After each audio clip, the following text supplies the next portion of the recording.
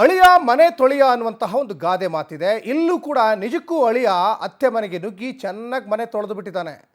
ಇವನು ಅಳಿಯ ಮನೆ ತೊಳಿಯ ನಿಜಕ್ಕೂ ಆ ಗಾದೆಗೆ ಸರಿ ಹೊಂದುವಂತೆ ಅತ್ತೆ ಮನೆಯಲ್ಲಿ ಚೆನ್ನಾಗೆಲ್ಲ ಲಪ್ಟಾಯಿಸಿದ್ದಾನೆ. ಅತ್ತೆ ಮನೆಗೆ ಅಳಿಯನಿಂದಲೇ ಕನ್ನ. ಅಳಿಯ ಮತ್ತು ಆತನ ಕುಟುಂಬ ಸೇರಿಕೊಂಡು ಮಾಡಿರುವಂತಹ ದರೋಡೆ, ಅತ್ತೆ ಮನೆಯಲ್ಲಿ ದರೋಡೆ ಮಾಡಿದ್ದಾರೆ. ಮುಸ್ಕು ಧರಿಸಿ ಅತ್ತೆ ಮನೆಗೆ ಬಂದು ಕಳ್ತನ ಮಾಡಿದ್ದಾರೆ. ಇನ್ನು ಅತ್ತೆಗೆ ಹಿಗ್ಗಾಮುಗ್ಗ ಥಳಿಸಿ ಚಿನ್ನಾಭರಣ ಲೂಟಿ ಮಾಡಿದ್ದಾರೆ. ನೋಡಿ, 1/2 ಕೋಟಿಗೂ ಹೆಚ್ಚು ಚಿನ್ನಾಭರಣ ದರೋಡೆಯಾಗಿದೆ. 451 ಗ್ರಾಂ ಚಿನ್ನ, 819 ಗ್ರಾಂ ಬೆಳ್ಳಿಯನ್ನು ಆತನ ಟೀಮ್ ದೋಚಿದೆ. ಶಿಡ್ಲಘಟ್ಟದ ಇಲಾಯಿ ನಗರದಲ್ಲಿ ನಡೆದಿರುವಂತಹ ದರೋಡೆ ಇದು. ಆರೋಪಿಗಳು ಲಾಕ್ ಆಗಿದ್ದಾರೆ. ಕದ್ದಿದ್ದ ಒಡವೆಗಳನ್ನು ಪೊಲೀಸ್ನವರು ಸೀಸ್ ಮಾಡಿದ್ದಾರೆ.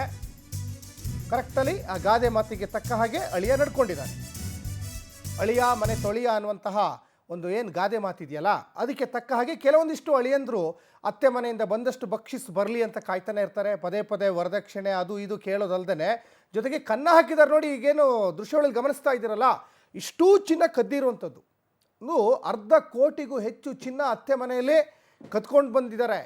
ಈತ ಮತ್ತು ಈತನ ಕುಟುಂಬಸ್ಥರು ಸೇರ್ಕೊಂಡು ಮಾಡಿರುವಂತಹ ಒಂದು ದರೋಡೆ ಇದು. ಇದು ಬೇರೆ ಯಾರೂ ಅಲ್ಲ, ಆತನ ಇಡೀ ಕುಟುಂಬ ಹೋಗಿ ನೋಡಿ ಆ ವಸ್ತುಗಳನ್ನೆಲ್ಲ ಚೆಲ್ಲಾಪಿಲಿ ಮಾಡಿ ಅವ್ರ ಅತ್ತೆಗೂ ಹೊಡೆದು ರಂಪಾಟ ಮಾಡಿ.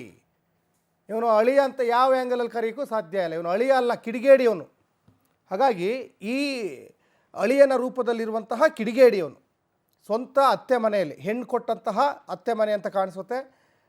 ಆ ಹೆಣ್ಣು ಕೊಟ್ಟಂತಹ ಅತ್ತೆ ಮನೆಯಲ್ಲಿ ಕದ್ದಿರುವಂಥದ್ದು, ಮುಸುಕನ್ನು ಧರಿಸಿ ಮನೆಗೆ ಬಂದು ಕಳ್ತನ ಮಾಡಿದ್ದಾರೆ.